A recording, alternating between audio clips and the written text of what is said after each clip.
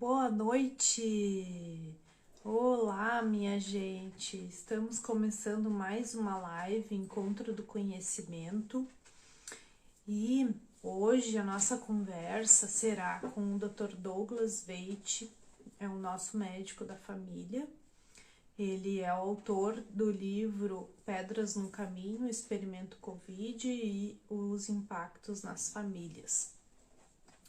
A nossa conversa hoje vai ser sobre a saúde em geral, né? Sobre o que inspirou o Dr. Douglas a escrever esse livro durante a pandemia e já está por aí, ó. Vou mostrar aqui para vocês, ó. Aqui, o Dr. Douglas já está por aí.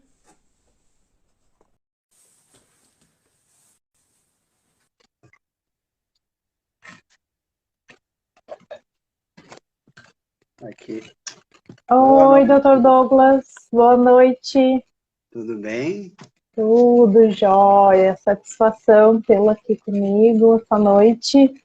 Satisfação é minha, muito obrigado pelo convite. Fico à Imagina, disposição. que bom. Então, O estava áudio tá apresentando. bom, Cleide? Tá bom, aham, tô te ouvindo bem. Tá me ouvindo bem também? Sim. Show. Pessoal que tá entrando agora, deixa eu mostrar para vocês a obra do Dr. Douglas, que a gente vai falar sobre essa noite. Ele lançou este ano, né, recente, o livro Pedras no Caminho, Experimento Covid-19, né, e o impacto nas famílias. Isso. Esse livro para mim foi uma grata surpresa, né? Imaginei, quando eu peguei ele, imaginei, né, estudar sobre o Covid em si, né? Mas na real, o senhor fez um apanhado, né, de vários momentos do desenvolvimento, né, humano, de personalidade, até a pirâmide Maslow, né, que a gente aprende na faculdade, assim, que também trouxe, enriqueceu bastante, né, o livro, relembrando, e acho que embasou bastante, assim, a mensagem que tu quer passar. Mas, então, eu gostaria que tu te apresentasse, né, para os nossos ouvintes aí, e também contasse para nós, assim, o que que te motivou, né, a escrever esse livro. Muito bem. Vamos lá, meu nome é Douglas Veit, sou médico de família, formado em 2007, então já há mais de 15 anos trabalhando e me formei na Universidade do Vale do Itajaí, em Santa Catarina, e fiz residência no Conceição, no Grupo Hospitalar Conceição, em Porto Alegre. Sempre trabalhei mais de 10 anos no SUS, dedicação exclusiva, e depois disso entrei dentro da medicina complementar, em empresas, exercendo sempre a parte clínica, trabalhei em unidades de atendimento móvel, pronto atendimento, e atualmente estou fazendo o que me formei basicamente em atenção primária e saúde, prevenção, coordenação do cuidado, dentro de consultório e atenção primária e saúde mesmo. E só para complementar a questão do livro, foi realmente uma necessidade frente a essa grande pedra no caminho que foi a Covid, esse desafio que toda a humanidade teve de lidar. E foi uma necessidade também porque eu tive consciência de que as coisas não estavam indo para condições normais de temperatura e pressão, né? Sofrimento, angústia das pessoas, o lockdown, a perda de empregos, a perda ou a ameaça da perda de empregos, fez com que pessoas também sofressem no campo espiritual, mental e físico. Mas o senso comum, a mídia, só focava num espectro da coisa, que era a doença em si. E o que me causou estranheza também foi que ela meio que selecionava junto com as instituições, as autoridades, um lado só da moeda. coisa que nunca aconteceu em outras pandemias ou epidemias, né? Como Zika vírus, dengue, influenza, né? Atribuições de vacinação em grupos de risco e depois em massa na população, se fossem técnicas vacinais conhecidas, como vírus atenuado, inativado, como questões técnicas já conhecidas, experimentadas no tempo, até aí tudo ok.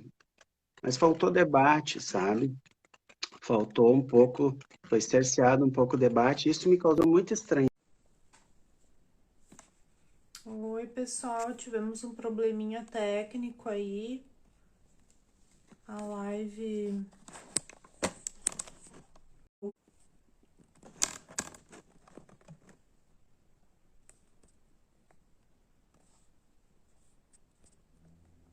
Estamos aguardando aí o Dr. Douglas entrar novamente, né?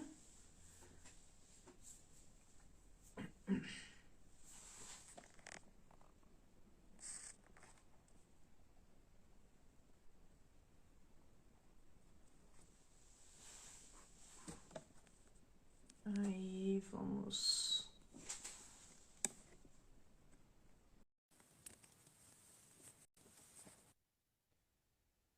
Deixa eu girar aqui. Caímos, mas voltamos. Não sei o que houve, se foi o meu, se foi a minha internet, parece que está tudo ok aqui. Será que foi a Eu não tua? sei, para mim deu vídeo pausado e daí ficou reconectando, aí eu preferi recomeçar. Tá, anyway. Assim, dizendo assim, ó, que as coisas começaram e a gente viu o sofrimento, então, em ambos os espectros, as coisas começaram a ficar diferentes, começaram a ficar estranhas, comparada a outras epidemias ou pandemias. Porque ciência, Cleite, é debate, né? Sim. Principalmente numa situação nova, numa doença nova. Não teve um congresso, nem que se fosse por teleencontro, só tiveram vieses de autoridade de instituições.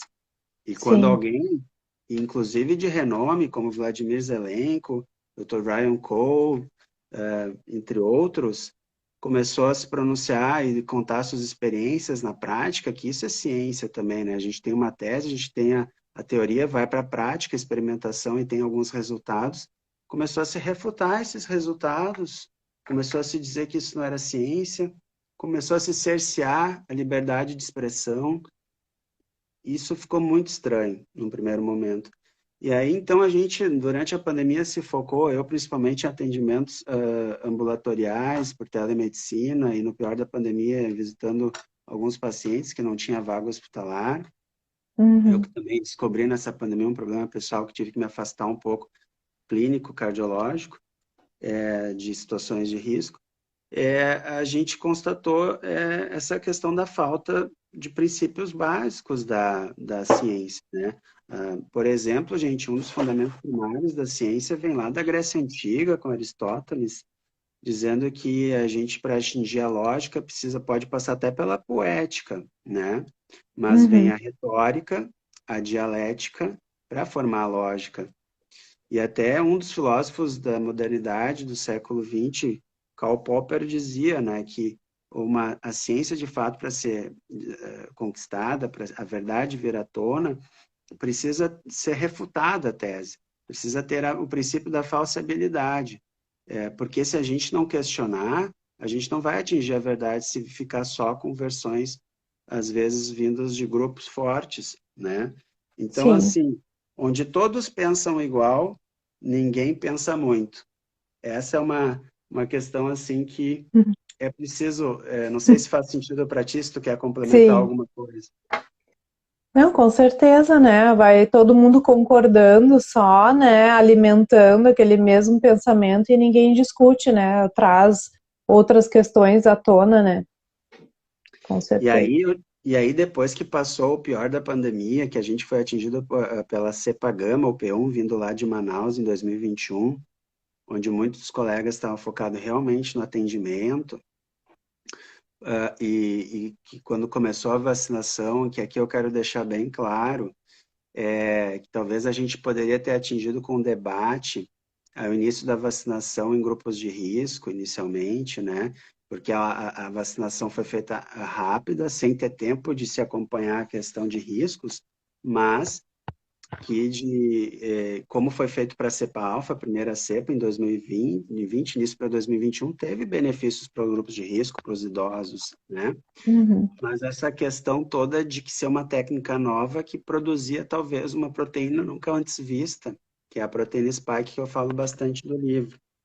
Uhum. Mas passou, né, Cleide? Passou a questão de com a Sim. vacinação inicial e com a questão da mutação viral para cepas não tão graves ou não tão agressivas, começou a dar espaço para a gente pensar e refletir que papel a gente estava tendo na sociedade, não só como médico, mas como cidadão, como pai de família, porque a resultante de muitas coisas de opressão, de perseguição, de censura, poderia, no meu ponto de vista, levar a um desfecho ruim, de totalitarismo até de sociedade, numa caverna de Platão da modernidade, como eu coloco no livro. Então, eu tive uma necessidade muito forte de exercer a questão de consciência, até para os meus filhos ou para o leitor do futuro, que eu coloco, né? Sim. De que a gente tentou de tudo para impedir isso. E eu falo aqui com uma humildade de querer dizer, a gente sabe o papel que tem, que até onde a gente pode ir, mas às vezes, né, a gente com um trabalho pequeno consegue atingir mais pessoas para pensar, raciocinar e voltar a condições normais de temperatura e pressão, que é uma sociedade virtuosa que aceita o debate, né? Então, gostaria de dizer que se a consciência está tranquila, né, tu tá focado no bem, no belo e no justo, né? Tu encontra uma motivação e um entusiasmo, que vem da palavra entusiasmo, é uma força, uma inspiração divina, estar com Deus. E eu conseguia acordar de madrugada, dormia pouco e nem precisava tomar café para escrever. Eu precisava escrever. Eu Sim. precisava colocar no papel, Cleide, o que eu estava sentindo e o que eu precisava deixar como mensagem. E eu senti que Uhum. só em redes sociais ou com as pessoas eu não ia gerar um impacto nenhum, Não ia alcançar, né? não ia ter alcance. E isso fez eu sentir que tem um sentido para mim fazer aquilo, que se chama Uhum. constância, né? Veio a questão de dar significado para essa vontade, exercendo a boa vontade, porque a vontade em si é só desejo. A gente pode ter força de vontade, a gente pode exercer a boa vontade, que vem dessa questão da filosofia que eu estudei muito nessa pandemia também, eu gostei muito de estudar isso, né? Uhum. E já antes de entrar para alguma parte importante do livro, que é Os Males da Modernidade, eu queria entrar com esse link, assim, tá, Cleite? Depois tu me interrompe se tu Tá. achar que eu tô falando rápido demais. Sim. É isso. Quando a gente pensa na questão de consciência tranquila e a boa vontade, a gente pode atingir coisas muito importantes e muito bonitas, né? A gente vai agir pelo belo, pelo bom. Já Schopenhauer, que é um filósofo moderno do século XIX, dizia o seguinte: ele achava que a vontade humana, sem ser a boa vontade, mas só pelo desejo humano, não levaria à felicidade, tá? Porque na modernidade, as pessoas pensam que a felicidade vem muito pelo sucesso ou pelos bens materiais. Então, a vontade está mais pelo desejo de ter, não de ser. E aí a gente acaba tendo sofrimento, mesmo em todos os momentos, porque a gente sofre para ter aquilo, por causa da angústia, e às vezes até se endivida, né? Para ter Expectativas antes. altas, né? Exato. E quando tem expectativas altas, se frustra. Mas, Cleide, quando a pessoa atinge o objetivo material e conquista, pode até ter um pouquinho de descarga de dopamina e se sente um pouco feliz. Mas logo que passa esse momento, como na droga, Já baixa.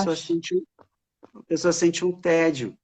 Então, é Uhum. como numa linha. A pessoa sempre vai estar em sofrimento. A pessoa vai sofrer pela angústia e depois pelo tédio. E novas necessidades vão vir.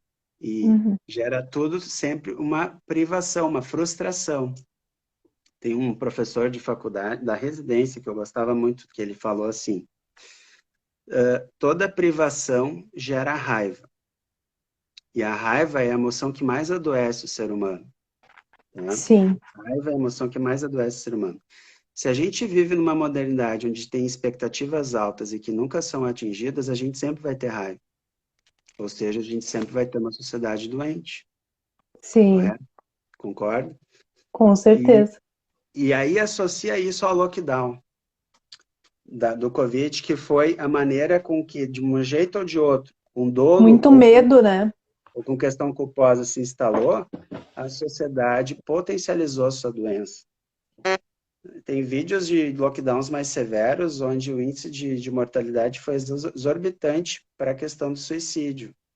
Só que Uhum, como isso é um tabu e não se fala muito, até para não induzir as pessoas, se focou sim. muito na questão das mortes do Covid.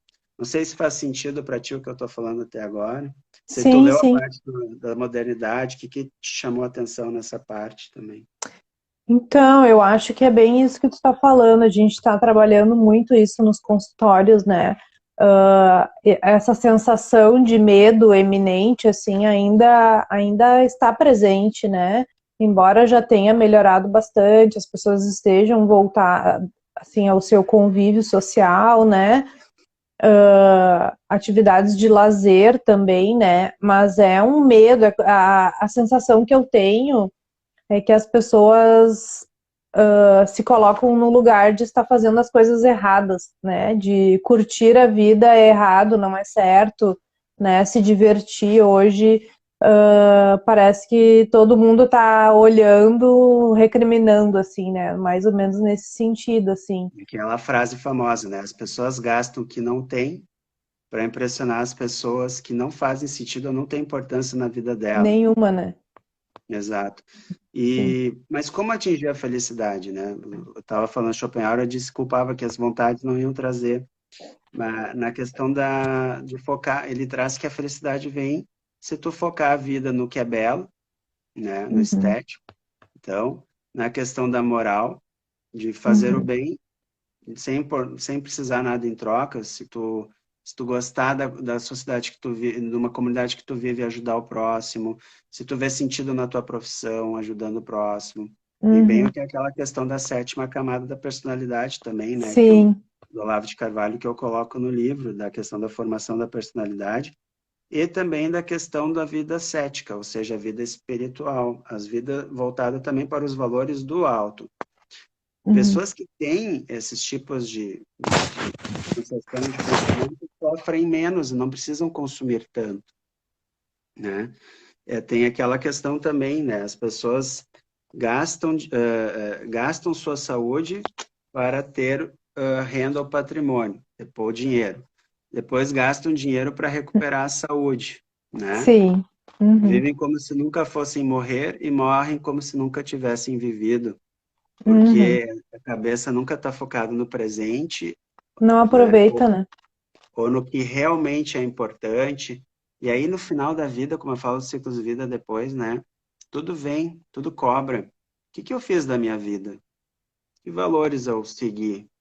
Porque se tu segue os valores materiais e tem mais de 1 milhão, 2 milhões na conta, de que adianta? Os filhos vão brigar, talvez, por um patrimônio, né, por uma Sim. herança.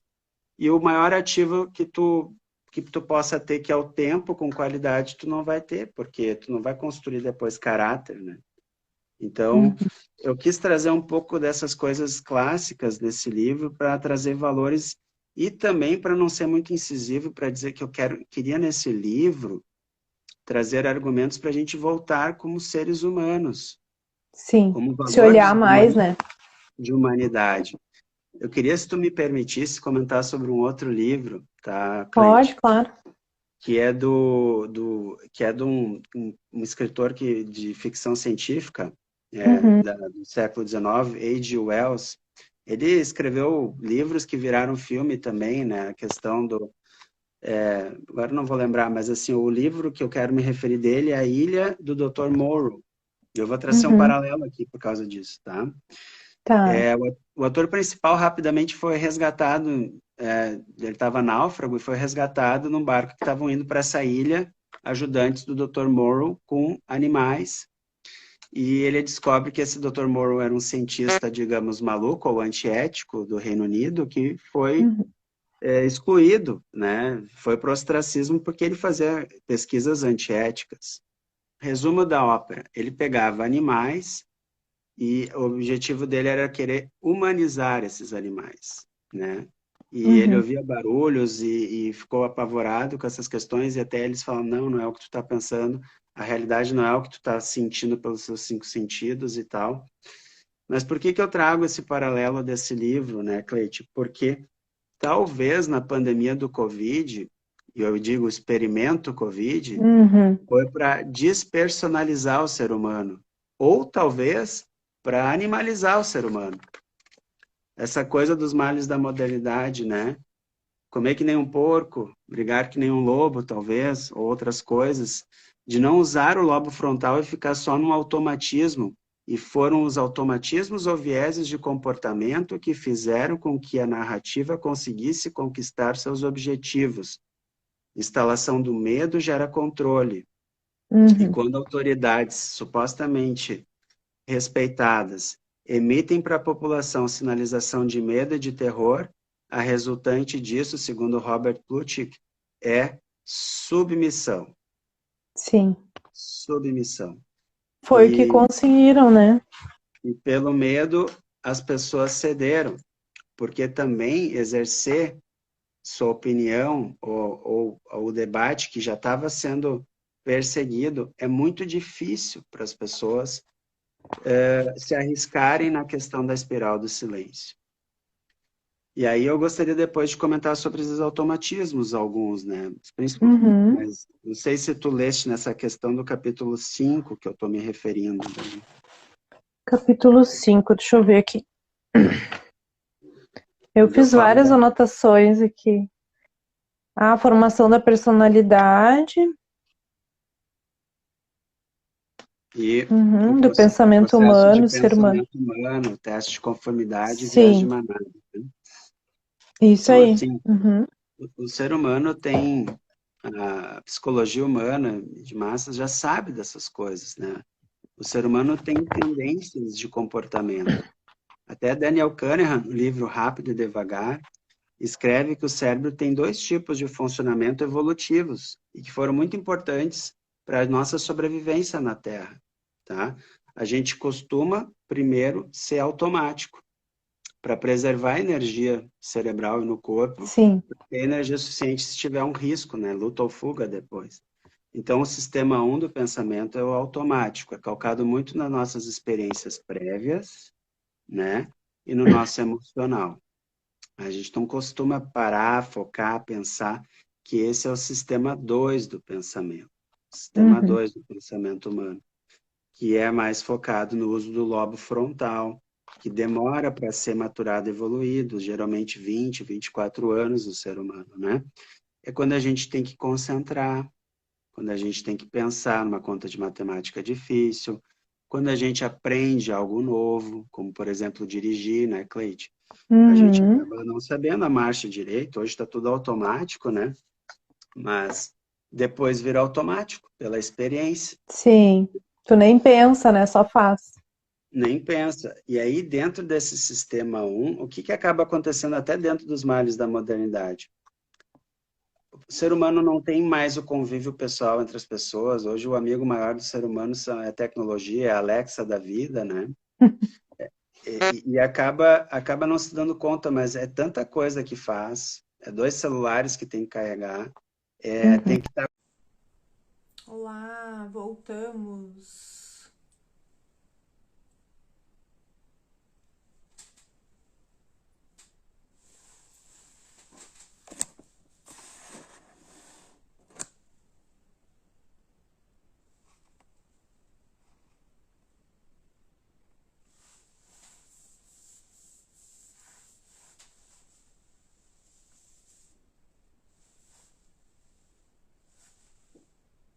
Oi, mãe.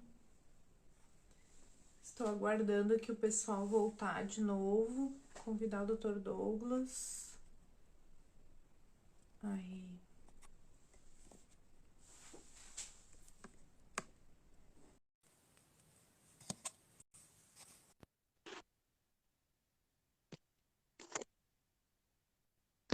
Olá.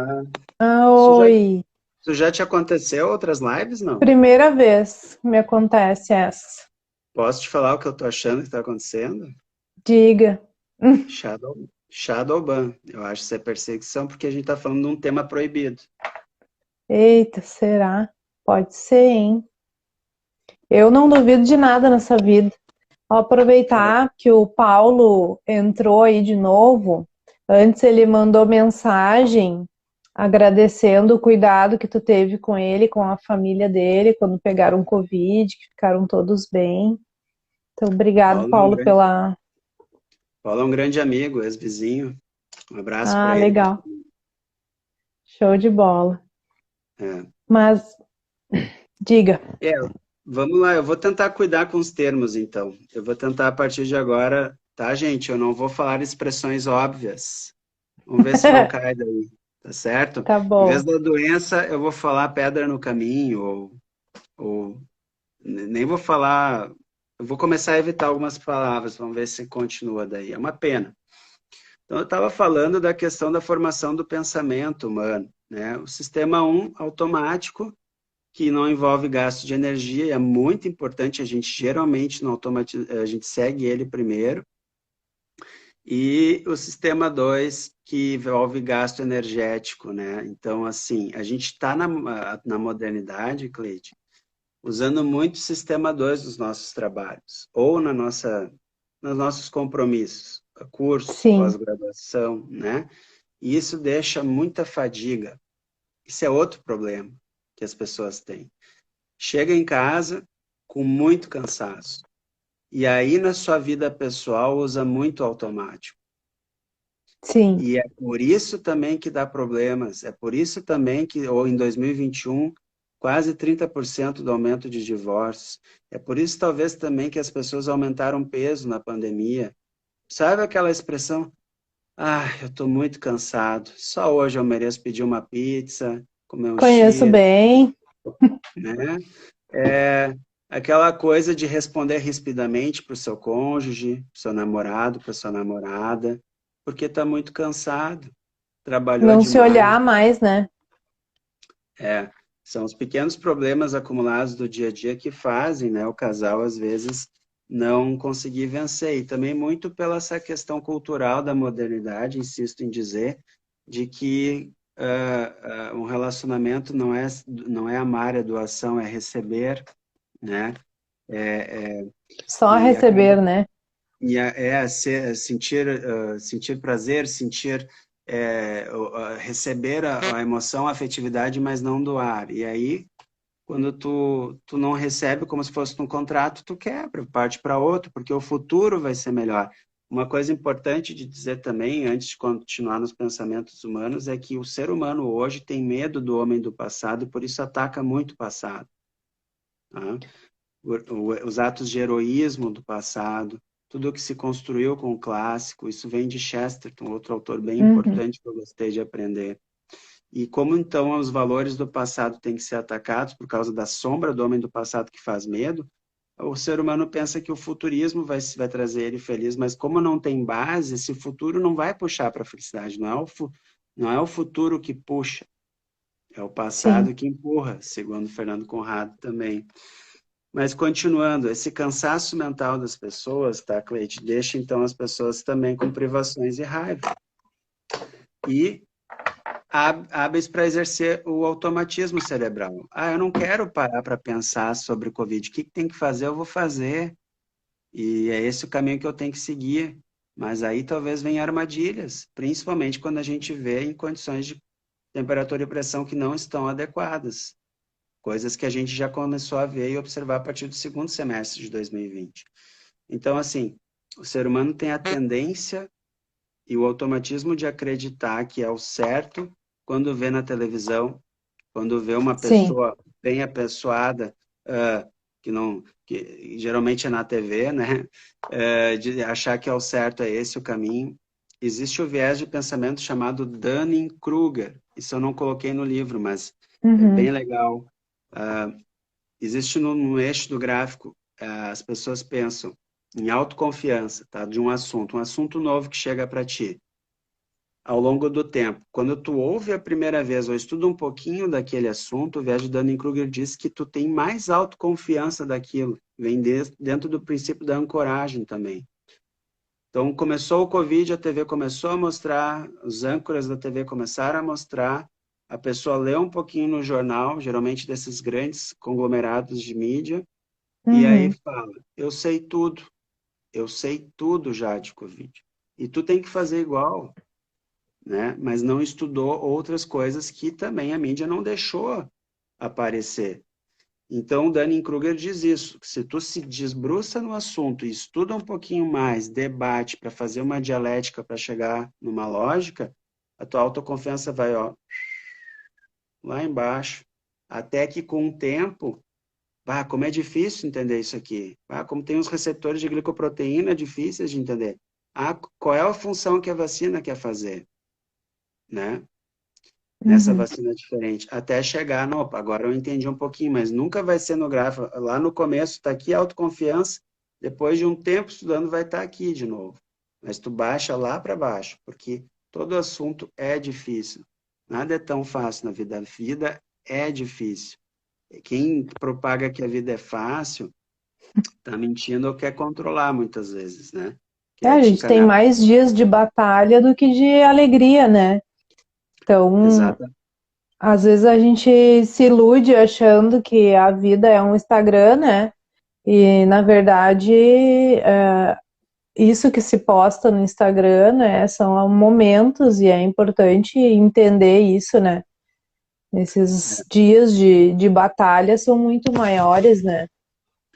Acabou gerando divisão, acabou gerando separação, inclusive na medicina, nas famílias, e a gente caminhou para uma sociedade não virtuosa, principalmente com fechamentos, com censura, coisas nunca antes vistas, né?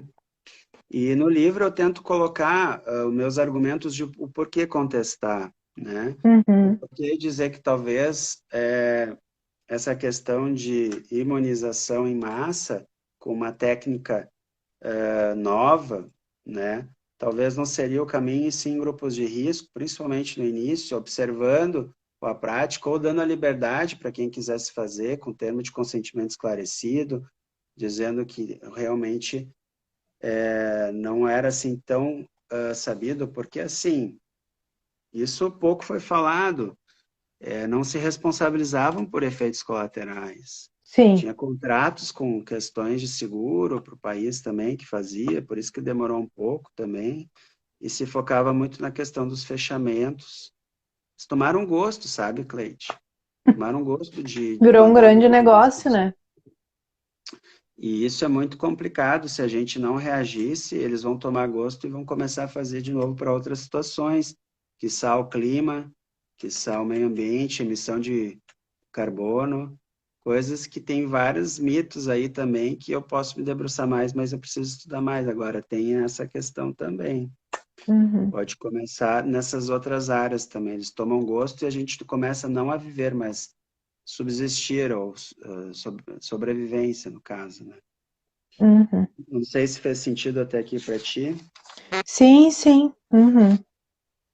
Bom, eu fiz um papel também daí, expliquei da questão da personalidade, as camadas da personalidade do Olavo de Carvalho, que eu achei muito interessante para colocar também dentro dos ciclos de vida, né? Sim, eu achei ótimo essa parte do livro aí, bem elucidativa, assim.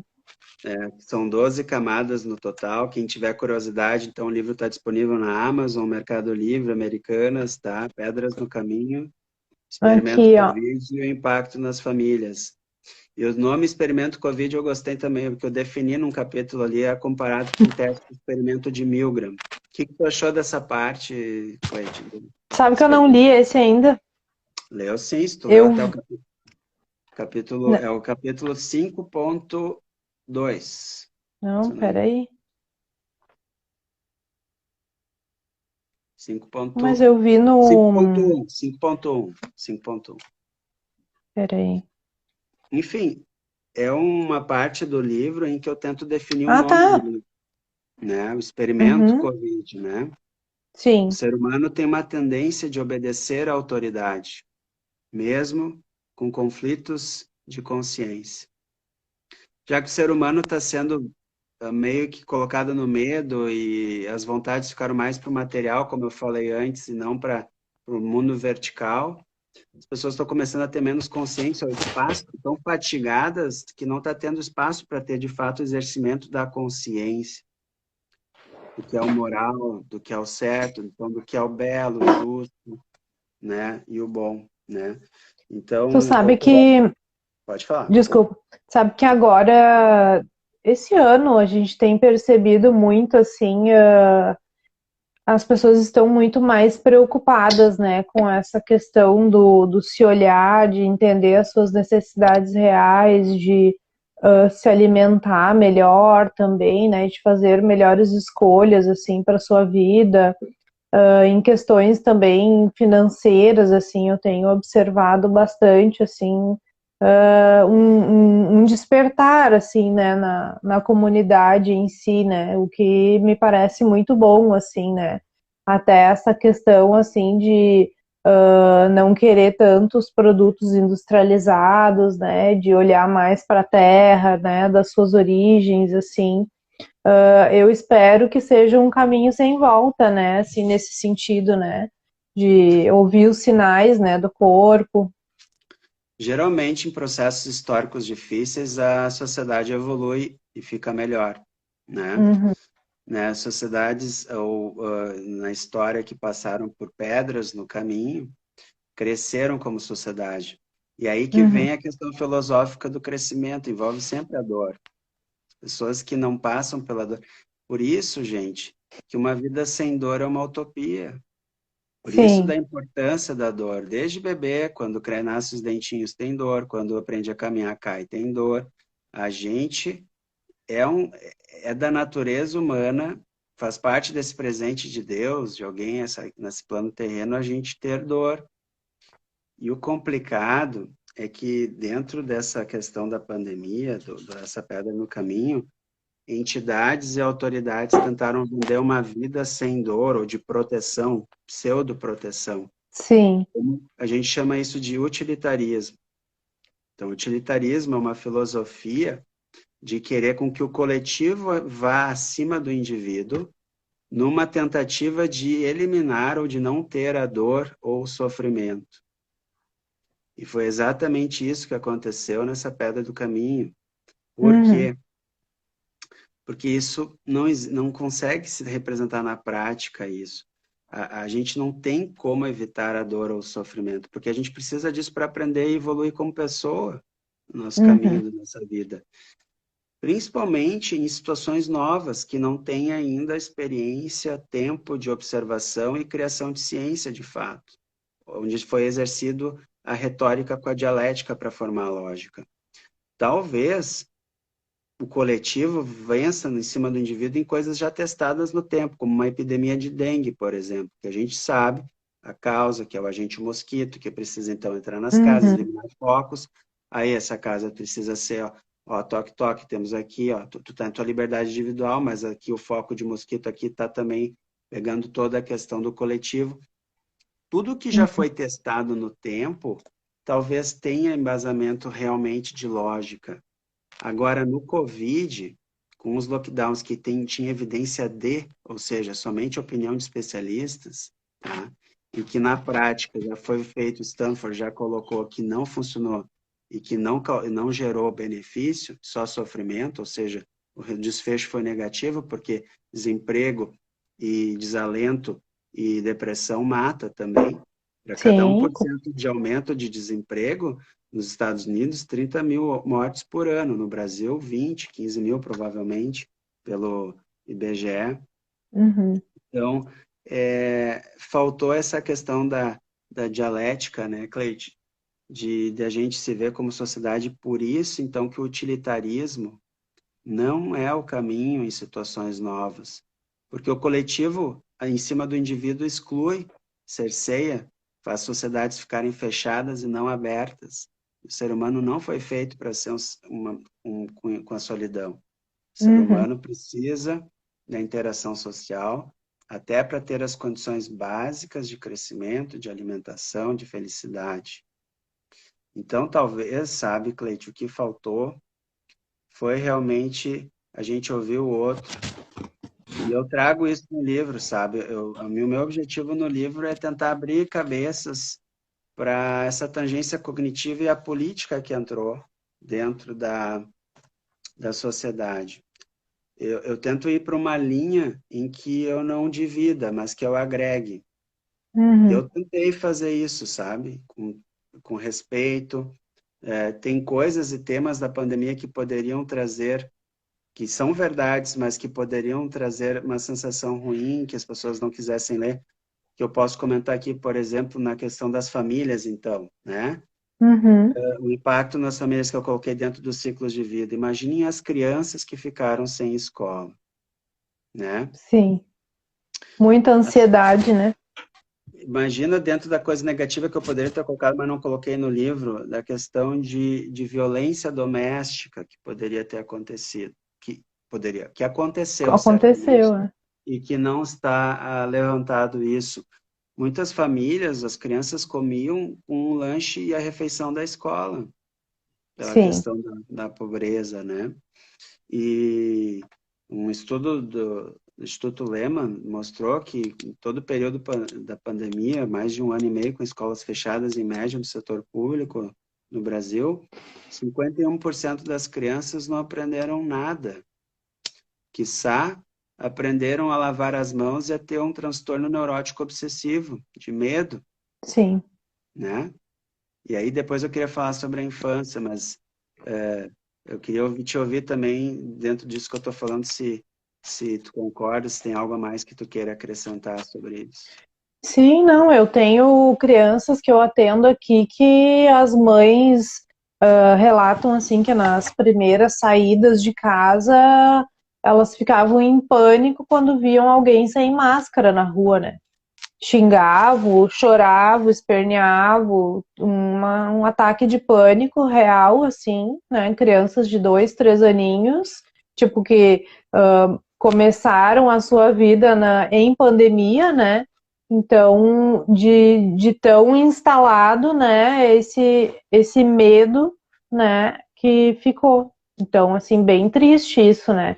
E as Sim. professoras, assim, também relatando, né, das crianças ir chorando e elas não conseguiam acalmar, de ter que chamar os pais para ir buscar, porque a criança se sentindo completamente deslocada da escola, né? E do É. convívio. Fora as condições de lares que não de casas que não tinham condições para o lar, de abuso, as coisas totalmente sem negativas, de fome. é, mas imagina também o conceito de que a infância é o momento de formação da personalidade. Do que Uhum. o indivíduo adulto vai ser depende especialmente da infância. Até os Estima-se sete, né? estima-se que 70% da Uhum. personalidade é moldada nesses primeiros 4, 6, 7 anos de idade, Uhum. em que os modelos, os esquemas são feitos, né? E aí a criança começou a viver um império do medo, do não brincar ou da proibição do brincar, da proibição de ir para a escola, de conviver com os pares, de se desenvolver na questão da fala, linguagem, aprendizado, de ver os pais muitas vezes brigando com problemas da modernidade, com os Uhum. vícios, com as separações que aconteceram. Então, quais serão as resultantes disso? Talvez a questão do lockdown e do manejo para supostamente salvar vidas vai gerar um preço populacional que não se estima, que não se Sim, consegue imaginar. Um arcabouço de funcionalidade, até dentro da questão dos adolescentes, que também sofreram muito, todos sofreram bastante, mas eu coloco sim, cada particularidade de cada ciclo de vida numa questão do adulto jovem também, de procrastinação, de medo do medo de enfrentar, do querer só ter direitos e não deveres, da questão também do medo de se relacionar. Então, que sociedade nós vamos ter no futuro para o leitor do futuro com quem eu dialogo no sim. texto? Que arcabouço de funcionalidade vai ter? Tem uma expressão que eu uso no livro Pedras no Caminho, para quem está chegando agora, que é a seguinte: eu notei uma robotização dos adolescentes, em muitos que eu atendia, Uhum. de não conseguir olhar no olho, já tendo que usar máscara, já se usava máscara, e se criou a cultura de perseguição, de delatar quem não usasse, e tem uma explicação Uhum. técnica também para que em ambientes abertos não se tinha lógica para se usar, mas pensou-se sempre na questão do utilitarismo do coletivo, essa questão de questões éticas muito grandes de perseguição, de que o coletivo acima do indivíduo, né? E pessoas Uhum. asmáticas, jovens asmáticos, problemas respiratórios, rinite, acúmulo de bactérias de mofo e de umidade, não podiam usar máscara tanto também, que passavam mal. Mesmo assim, se perseguiu. Então, o mascaramento dentro de uma máscara social que a gente já usava me traz uma preocupação, Cleide, muito, muito intensa do que vai ser esse profissional, essa pessoa, esse adulto do amanhã, Sim. né? Então, assim, para quem não leu o livro ainda, eu falo dentro, então, do impacto nas famílias, eu tentei traçar a questão dos ciclos de vida, né? Da infância, da adolescência, do adulto jovem sem filhos, do adulto com filhos pequenos, com filhos adolescentes e na velhice. Uhum. Todas essas fases que envolvem as famílias teve grandes dificuldades. Imagina a fase do ciclo de vida com filho pequeno, ou a mulher gestante, a primeira gestação, que é um dos ciclos de vida mais difíceis. Tu tem filha, né, a Olga? Sim. Como que já é difícil, que já leva, antes da pandemia, já tem estudos que mostram que os casais, em 20% das vezes, se separam ao final do primeiro ano do primeiro filho. É Imagina muito com difícil, né? Imagina com o lockdown e com a pandemia, e principalmente esses novos casais que estão se formando dentro dessa questão da modernidade, de não dar valor para as coisas do alto, e sim para a materialidade, numa relação só de receber e não de dar, ou não de não se doar. Uhum. Então, uma sociedade doente já estava se formando, e agora, dentro da pandemia, com os atos que foram feitos por instituições com objetivos de salvar vidas ou de atos de bondade, e você que está falando diferente está errado, vamos te censurar, isso vai trazer seu preço. E eu espero que as pessoas saibam através do meu livro, que eu tentei trazer para principalmente se refletir mais, né? Repito aquela frase que eu disse antes, né? Onde todos pensam igual, ninguém pensa muito. Sim. Não sei se Deixa tem... eu. Pode falar. Eu queria ler uns comentários aqui, deixa eu ver se eu consigo. A Ivelise colocou antes, né, que as pessoas tiveram que ficar mais consigo mesmas e se enxergaram, né? E a Cristiane Veite colocou: o isolamento social é antinatural demais, a conta já começou a chegar, mas não sabemos ainda no que isso vai dar, as consequências serão pavorosas. E depois ela complementou, né, que esse livro será sempre atual. E realmente, hoje eu estava dando uma revisada aqui no que eu já tinha lido, né, do livro, estava pensando nisso também, né, como essa leitura vai sempre ser útil, assim, para a gente ir entendendo os novos passos, né. E até, e Uma até para coisa que, novas sim, doenças, novas situações iguais, mas pode falar. uhum. Uma coisa que eu acho que tu trouxe no livro, assim, e que poderia trazer para nós aqui também, é a questão do surgimento, né, do Covid, como tendo sido ali a base, né, para uma vacina para AIDS, né, esse comportamento do vírus. Não sei se tu pode falar alguma coisa sobre isso. Com cuidado para talvez não ter Shadowban de novo. Essa é uma parte Sim, bem polêmica do livro, onde eu fiz até um trabalho pela primeira vez de jornalista, mas assim, eu tinha muito acesso à informação através dos grupos de médico no Brasil e no mundo, né? Grupos sim, de Telegram, de WhatsApp, a gente se trocava muito, até para manejo de pacientes, uhum, porque foi uma situação nova, é uma situação imperiosa. Teve momentos, até onde eu coloco, tu não chegaste nessa parte do livro, mas eu coloquei como foi o manejo de 4 casos no pior da pandemia, onde os hospitais Uhum. estavam superlotados e tal. Mas assim, ó, com os materiais que me chegaram, vendo as fontes primárias, deu para perceber, e aí eu não coloco como uma coisa estanque mas eu coloco, ó, tem alguns fatos e evidências que precisa se observar, e que eu achei estranho muito que quem deveria fazer esse papel se ausentou dessa responsabilidade, Uhum. que seria a mídia, ó, né, de trazer isso. Uhum. Muitas mídias independentes trouxeram também, de que esse vírus, né, Cleide, esse vírus já Uhum. estava em estudo no laboratório de Wuhan desde 2012, com trabalhos sendo publicados lá. Sim. Que o SARS-CoV-1 começou em 2002 para 2003, na província de Guangdong, na China, tá? Também na China. E que logo foi contida com isolamento, onde começou os focos de transmissão de pessoas. Os primeiros focos foram já logo atrás e se conseguiu conter o foco primário, o paciente fonte, né?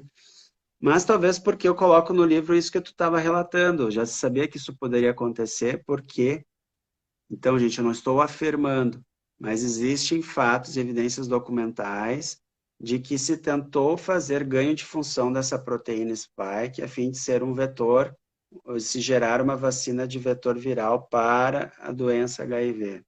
E Uhum. isso talvez possa ter gerado a doença SARS-CoV-1, a de 2002, tá? Uhum. Então, assim, falhou, teve o SARS-CoV-1, teve o MERS na Arábia Saudita, na Península Arábica, em 2012. Primeiros focos já foram contidos também. Nunca antes antes do SARS-CoV-1, o coronavírus é uma doença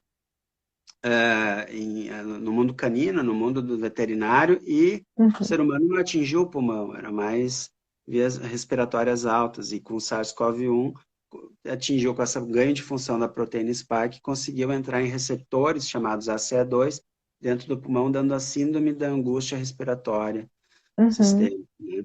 SARS-CoV.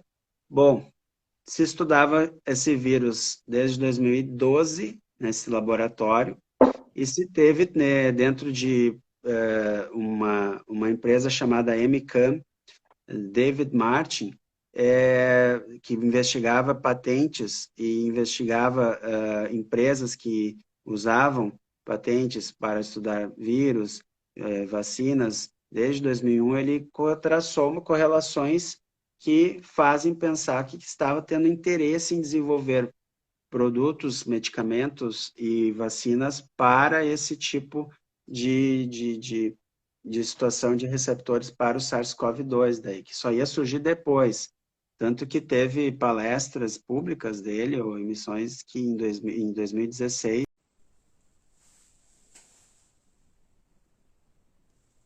Oi, voltamos. Parte 3 ou 4 já da nossa live, acho que é a 3. Tá caindo. Vamos aguardar aí o pessoal voltar. Oi, Aline. Dr. Douglas voltou.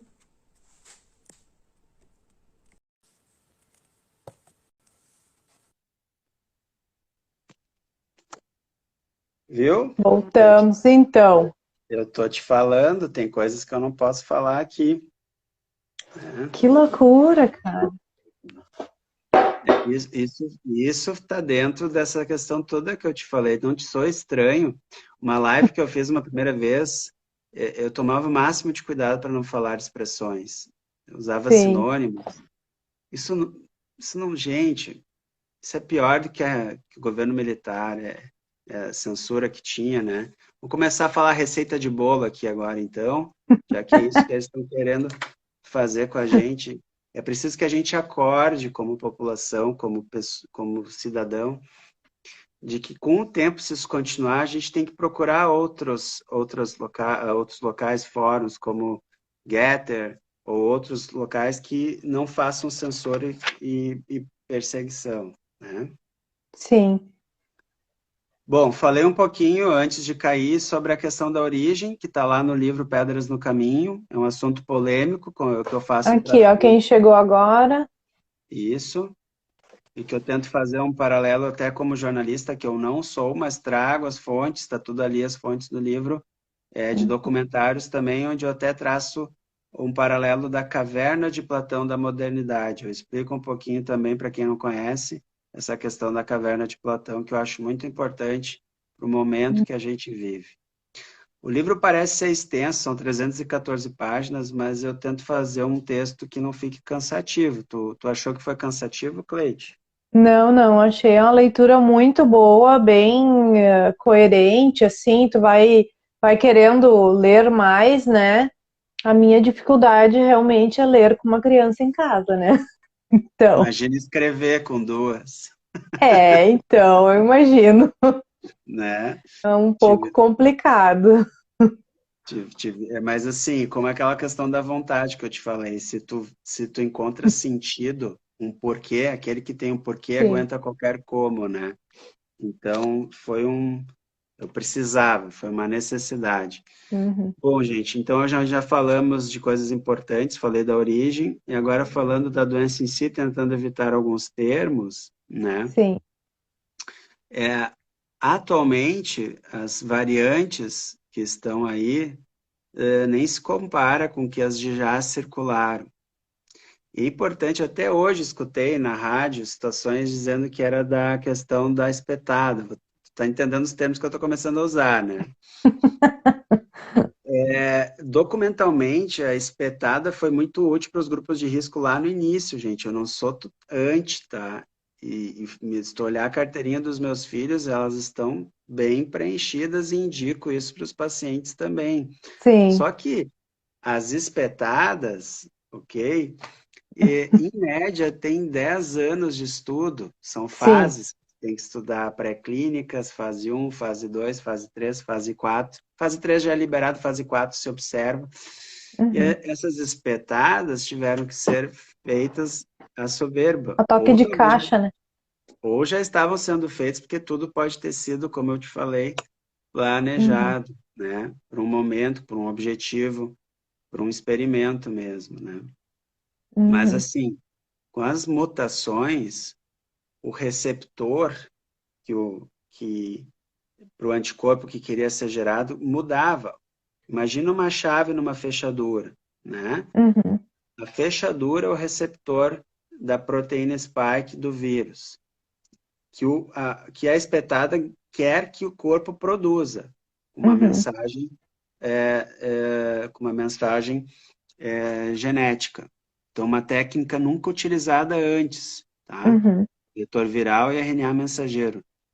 Então, não se teve tempo de observação, e primeira regra da bioética é primeiro não causar dano, né? E tem uma outra questão, por regra, por contrato, só se poderia ter essas espetadas emergenciais se não houvesse tratamento. Uhum. Por que será que atacaram tanto as pessoas que falavam, olha, tinha na teoria lá para o SARS-CoV-1 alguns medicamentos que a gente usou aqui para o SARS-CoV-2 que está funcionando? Por que será que atacaram, perseguiram pessoas como Vladimir Zelenko, Didier Uhum. Raoult, né? Aqui no Brasil, Porto Seguro, doutora Raíssa Soares, caos que se instalou em Belém do Pará, depois Manaus, se observou na prática que funcionou e evitava com que as pessoas internassem. Mas por quê? Porque se tivesse um tratamento, não poderias ter as espetadas experimentais emergenciais.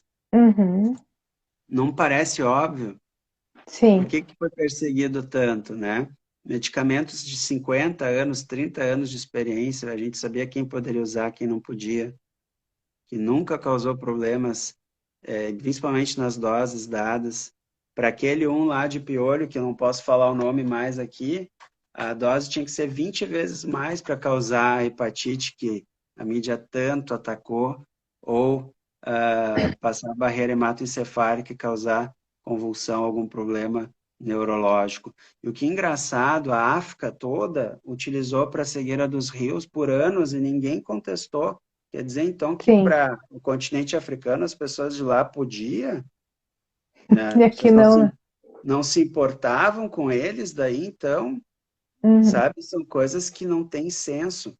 E se começou, até então indo para o tratamento, Cleide, é que antes eu só queria falar da questão do receptor, né? Com as Uhum. mutações, essa fechadura do vírus mudava. E o anticorpo que a espetada queria produzir não entrava mais nesse receptor, Uhum. sendo então um nome de anticorpo não neutralizante, ou digamos anticorpo não efetivo. E sabe o que é pior? Esses anticorpos não efetivos ou não neutralizantes na corrente sanguínea podem servir como transdutores, como mecanismos de passagem se a pessoa pega novamente a cepa variante nova que está circulando, ela ajuda esse vírus a entrar mais dentro das células, dos macrófagos, dos Uhum. monócitos, e aí acaba então tendo mais carga viral. Então, assim, não é pouco comum não, viu? A pessoa que fez uma terceira, quarta espetada, daqui a pouco ter a doença. Eu vou cuidar agora não falar os nomes aqui para não ter Sim. Shadowban de novo. Acho que todo mundo viu isso acontecer, por causa Uhum. dessa questão do mecanismo do anticorpo não neutralizante. E aí, quanto mais carga viral, mais proteína spike, e essa proteína spike, através do Dr. Bruce Patterson, e depois aqui no Brasil, seguido do Dr. Guilherme Peck, que mostrou o mecanismo todo do pós-Covid, que eu posso falar depois. Uhum. Também não sei até que horas a gente vai falar aqui, mas assim, gente, até Eu também já hoje, me perdi, né? até hoje, Cleide, se nega no senso comum os malefícios da proteína spike nas instituições, pensa que é Uhum. uma proteína amorfa, mas não é. Dr. Ryan Cole, que foi quem produziu a tecnologia dessa espetada, tem sido um ativista falando usamos a proteína errada. Ele tem, Uhum. eu vejo que ele tem coração, que ele é um ativista tentando ajudar as pessoas, mas o sistema boicotou ele. Censurou Sim. como a nossa live aí que está sendo censurada também, né? Uhum. E assim, não tem outra explicação, porque já se viu ela dentro dos tecidos, Uhum. principalmente quem já teve a doença ou após a terceira ou a quarta dose. E ela gera tromboinflamação. Ela é uma toxina com cadeia amina que gera radicais livres e tromboinflamação e potencial de doença autoimune. Uhum. Então, se fala que tem que usar outro tipo de proteína para, se quiser fazer novos processos de espetadas, né? Uhum. Mas tem que se pesar sempre risco-benefício, porque se as cepas atuais estão mais leves, a gente sabe também que fazer espetadas, mas em massa, segundo o Dr. Luc Montagnier, gera essa pressão seletiva no receptor e gera mutações virais. Todas Uhum. as pandemias e epidemias prévias se fazia em grupos de risco. Você se lembra você se lembra da influenza que em Sim, 2009? sim, sim. Então, Não o forçavam Brasil as pessoas que não eram de grupo a fazer, né? e era lógica, Seletivo, né? É. ciência que se aplicada, a gente fazia quem tinha mais risco, nos Uhum. idosos, nos que tinham comorbidades, nos gestantes, e quem ficava mais em aglomeração, nos presídios, né? Os professores também depois. Então, gente, tem algum Se comentário ali? o, se o Brizola tivesse vivo, ele ia dizer que são tudo interesses. As vontades, né? Sim. A Cristiane comentou aqui também. Será um grande sofrimento para as pessoas abandonarem a cegueira deliberada e enxergarem o que aconteceu e o que elas deixaram entrar no corpo delas. É mais agradável negar e não ver a verdade. Eu É, não diria agradável, eu diria que é mais fácil não pensar, né? é o mais Mais nesse sentido. automático, né? É, É, tipo,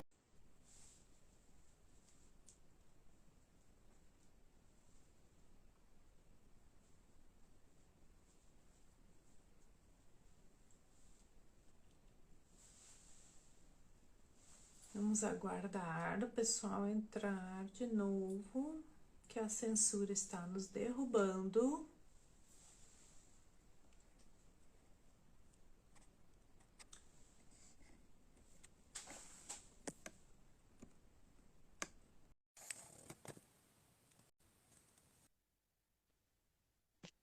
Buenos, voltamos. Então, Voltamos. censuradíssimos.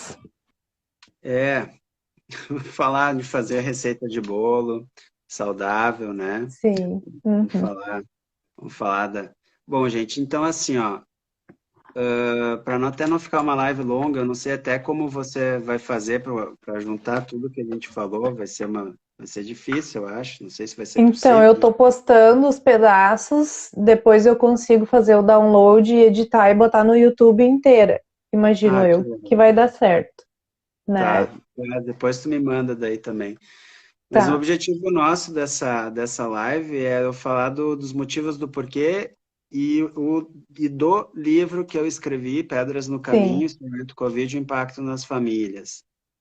Eu tentei trazer, então, uma ferramenta para agregar, não para dividir, para trazer a sociedade para princípios que nunca deveria ter saído, a gente conversar mais, aceitar as diferenças, as individualidades, principalmente com a tese de que a gente não pode, em situações novas, querer usar o utilitarismo, ou seja, o coletivo acima do indivíduo. E sim, só usar essa tese de utilitarismo em situações clássicas já conhecidas em graus de evidência forte, como, por exemplo, uma epidemia de dengue, a questão do coletivo em cima do indivíduo. Então, na questão dessa doença que nós tivemos e que ainda tem, mas com cepas mais fracas, a gente tinha que exercer a livre iniciativa, o debate, o ouvir o outro e ver na prática o que estava sendo feito com eficácia. Eu queria até complementar aqui, Cleite. Tu Uhum. sabe quantas mil mortes teve na Nigéria? Bah, não faço ideia. Primeiro eu vou te falar a população lá. A população da Nigéria, 206 milhões de habitantes. Ok? Brasil, Uhum. 215. O Sim. Brasil tem 680 mil óbitos, oficialmente, até agora. Uhum. Na Nigéria foram só 3 mil óbitos. Nossa, 3 que mil óbitos. diferença, né? Eu acho que o pessoal da mídia mainstream não olha nem, como eu falei antes, né, da questão daquele medicamento para o piolho, não olha nem para esse continente, né? Por Uhum. exemplo, outro país, Paquistão, tá? Paquistão tem 229 milhões de habitantes. Eles, em 2 semanas de lockdown, o governo foi sincero e falou: para tudo, a gente vai ter que voltar de alguma forma para a normalidade, que a gente não pode parar. Nós somos um país de terceiro mundo, um país em crescimento, e vai quebrar. Né? Eles Uhum. viram os fatos. Essa questão da economia a gente vê depois, não dá para algumas situações, e até para os países de primeiro mundo hoje estão pagando preço. Mas lá eles usaram, então, essa questão toda que eu falei antes, da observação na prática, de Uhum. grandes colegas, e lá vieram a óbito 30 mil pessoas, para 229 milhões de habitantes.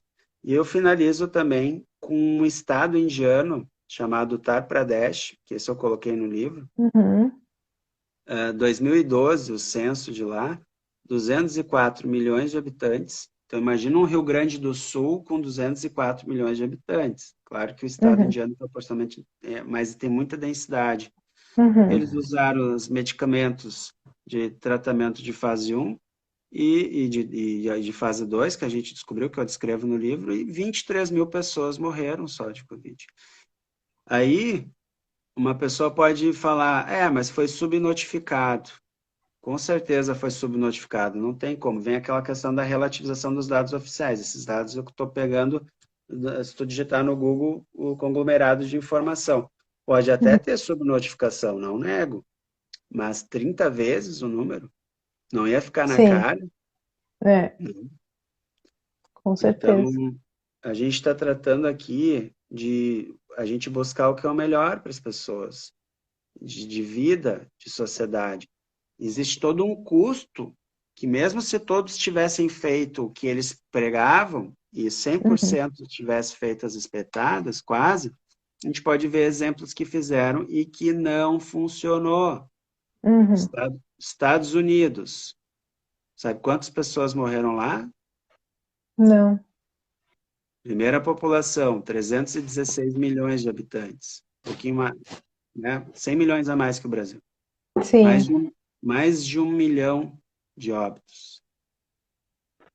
E cerca de 70 a 79%, não lembro o dado direito agora, com as duas doses, né? E no Brasil, 215 milhões, 680 mil óbitos, e poderia ter sido muito mais se não tivessem colegas heróis no Brasil inteiro que observaram fora da narrativa e na prática, Sim. e atuaram, e a gente viu na prática que funcionava, né? Todos os pacientes melhoravam, e a gente falava e não davam ouvidos, mas no Brasil, então, teve esse número de óbitos e 79%, 80% fizeram as duas doses. E aí, gente, espero que não entre em Shadowban de novo, Sim. a gente tem que falar que nunca infância foi grupo de risco, tá? Sim, individualizando para quem tinha comorbidades, prematuridade extrema, doenças neurológicas, doenças neoplásicas, que é o câncer infantil, teve sim daí óbitos, mas não que justifica uma técnica de espetada nova que traz esse risco potencial da proteína spike, e por isso que grandes pessoas estão lutando contra, né? A doutora Maria Emília, a doutora Francisco Cardoso, a doutora Karine Petri. Estamos no mundo, assim, no Brasil e no mundo, tentando lutar contra arbitrariedades e contra vieses, talvez até de conflitos de interesse, para liberar isso. Então, isso teria que vir à tona, teria que ser explicitado. E, por fim, queria só dizer, protejam nossos leitores do futuro. Sim. Eu estava olhando aqui antes o teu livro, não sei se tu ainda tem tempo disponível, né? Tu gostaria de falar para nós um pouquinho sobre os ciclos de vida, assim, cada fase, né?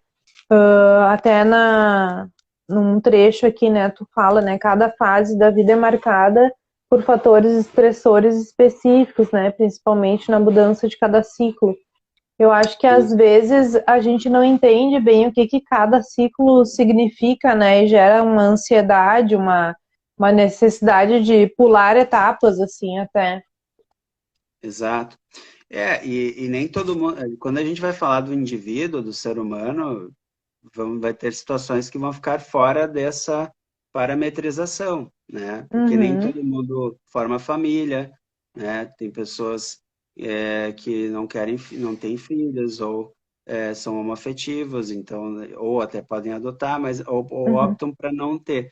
Mas eu tentei tratar da questão da curva de Gauss, que é o que é mais comum dentro do que a Mônica Goldbrick e a outra colega, que agora me fugiu o nome, documentaram, e que eu gostei muito de aprender na residência. Porque isso até me norteia, Cleide, na questão dos atendimentos que eu faço. Né? Sim. Quando eu faço nos dados pessoais, quando eu conheço um paciente, eu gosto de fazer umas perguntas, série de perguntas, para já localizar ele em que ciclo de vida está. Então, a infância é aquele primeiro ciclo de vida, né, em que a criança sempre vai ter aquela potencialidade para ser um indivíduo pleno quando adulto, né? A personalidade é moldada e há grande impacto na conjugabilidade dos pais e da paternidade dos pais, na capacidade de serem bons pais e de serem bons casais. O filho precisa uma média superior disso para ter o exemplo do herói que é para o filho, o pai e a mãe, e depois até para exercer a sua individualidade. Olá, boa noite. Gente, nosso vídeo só tá caindo hoje. Que loucura! Meu Deus.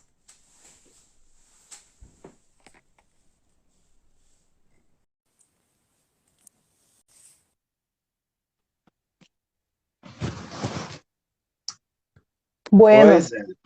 Então. Vamos tocar daí então da questão da adolescência, Tá. que é importante para o adolescente ter os seus limites definidos ainda, mas saber que ele precisa testar o mundo, mas dentro ainda de uma ótica de regras, para ter ser um adulto, para ter um adulto de limites, né? Para ser um adulto com sucesso ou com condições plenas de vida. E pais que trabalham bastante isso na infância, com modelos, com afeto, com carinho, com mostrar o que é o, né? Acabam tendo menos trabalho, principalmente na adolescência, se forem também exemplos, né? Não basta só ensinar, tem que ser exemplo. Então, aí tu já aprende a questão da virtude, do exercer a moral, da questão do que é o caminho para um lar funcional, né? Bom, não vou falar aqui da questão do problema que foi essa pedra no caminho, mas dizer o que é o Sim. normal. Aí vem a questão do adulto jovem, sem filhos, né? Que quando começa a sair de casa, e aí vem todo no livro eu coloco, né, gente, a questão das camadas da personalidade para traçar um paralelo e para firmar esse conhecimento que eu apresento em um capítulo anterior, no livro Pedras no Caminho. Então, assim, eu acho que agrega bastante para fixar o conteúdo que até para a vida como uma bússola, como, digamos assim, um manual, né? Um Para tu norte. seguir, exatamente para tu seguir no teu caminho como formação. Bom, ali tu acaba tendo a necessidade de se profissionalizar, de formar uma carreira, de conhecer também um cônjuge ou namorado, namorada para formar uma nova família, ou se tu quiseres seguir sem, mas geralmente tem muita questão das experiências. E aí da questão da orientação sexual também, e aí eu coloco muito dentro do livro contextos filosóficos bem legais que eu aprendi durante a pandemia, de necessidades do mundo masculino, do mundo feminino, né? E que às vezes Marte não conversa com Vênus e Vênus não conversa Sim. com Marte, né? Às vezes até do que a modernidade fez no mundo feminino, de não se dar conta de algumas coisas e perder o fio da meada e perder o bonde e aí ter frustrações por ter dificuldade em formar família também. Então, quem tiver interesse ou curiosidade, está lá na Amazon, Mercado Livre. É meio que uma pílula vermelha, assim, que eu achei de colocar. Não sei se tu leu essa parte já, se tu sabe o que eu estou falando, Cleide. Não, acho que eu não ia ainda. Tá, mas essa parte é bem legal, assim, acho que até uma pílula vermelha. Bom, foi muito visto isso, né, na questão com a questão da pandemia, uma procrastinação maior, um medo do crescer, aquela síndrome de Peter Pan, né, ou da Cinderela, Sim. e eu coloco isso também. E daí vem a questão do ciclo mais difícil, que é quando tem um bebê, quando tem o primeiro filho, ou tem mais filhos, os filhos pequenos, né? A sétima camada da personalidade vem ali, a questão de que tu agora vai ter um amor forte, ter um exemplo de amor forte que é teu ascendente, teu filho, tua filha. Todo mundo sentiu isso. Mas o trabalho que faz gerar e criar, principalmente com a questão de uma personalidade sendo moldada, os reflexos da criança, das necessidades da criança, se é um casal que ainda não exerceu assim pela prática, pela experiência, ou até pelos modelos e esquemas prévios, o caminho da virtude, do que é o certo, vai ter muita dificuldade, principalmente aquela questão de só de desejo de receber e não de se Sim. doar.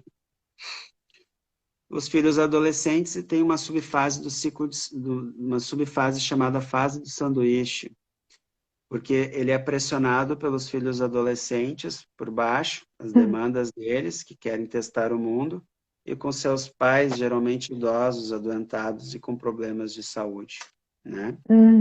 Então também é uma fase difícil de preocupações, geralmente tem uma estabilidade financeira, e uma coisa que eu traço um paralelo assim, o ser humano tem uma grande dificuldade na escassez, mas também quando sobra, Sim. sobra a De questão do valor. ressignificar, né? exato, o que fazer. E acaba se perdendo muitas vezes, né? A crise dos 40, a crise existenciais de tentar fugas, de tentar caminhos não corretos e até na questão de riscos com velocidade ou riscos de impulsos até de morte ou de vida com questões de separações ou de traições. Então, valores, significados são muito importantes também para essa fase. Uhum. E na velhice, que eu coloquei no livro, eu me esforcei muito na questão da velhice, Cleide, de procurar literatura, sabe? Para valorizar o nosso idoso, o ciclo de vida mais longevo, a taxa média de vida até antes dessa pedra no caminho que a gente teve 79 anos para mulheres, 72 anos para homens, então em média 76 anos, tá? A mulher vive em média 7 anos a mais que o homem. Uhum. Então, que caminho, que significados tem isso, né?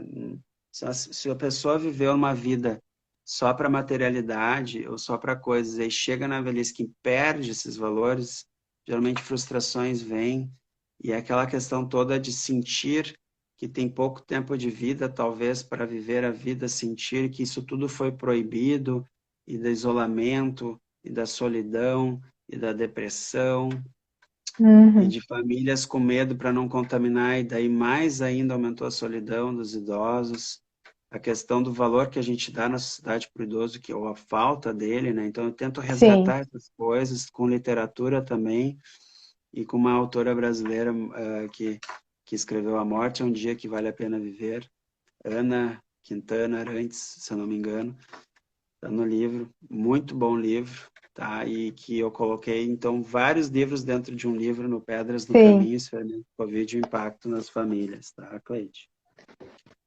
Muito bom. Disponível nas Americanas, Mercado Livre, Amazon e livrarias do grupo SEDET, que é aquele grupo que tem a livraria da Ítalo Marcilli, Sami Marcilli, Bernardo Kister, do Lacombe, Estudos Nacionais, entre outros. Então tá, eu queria já te agradecer, né, mais uma vez pela tua disponibilidade, por estar aí essa noite. A nossa live acabou se estendendo mais, né, depois de tantos cortes, mas me comprometo em fazer a junção aí dessas partes. Eu fui postando aí, e daí a gente, né, pode deixar salvo isso no YouTube. Se alguém tiver algum comentário, quiser deixar alguma pergunta, pode mandar para nós no direct, que esses comentários do chat a gente acaba não tendo acesso depois que salva a live. Então, agradeço a todos aí a participação, né, a audiência. Agradeço ao Dr. Douglas de novo, né, pela participação. E convite. Super indico o livro dele, tá aqui, ainda não terminei de ler, mas estou adorando a minha leitura. Depois, quando terminar, a gente pode fazer uma nova live, porque eu me esforcei. Podemos. Com certeza. Agora, para o mês de novembro, vou ter 3 lives. A próxima live é com a psicóloga Letícia de Mello. Nós vamos falar sobre quando o corpo adoece, então já deixo o convite aí para vocês, dia 5, às 20h30. Beleza? Tudo de bom para todo mundo. Um abraço. Valeu, obrigada, até mais, boa noite. Tchau, boa noite. Tchau. Tchau.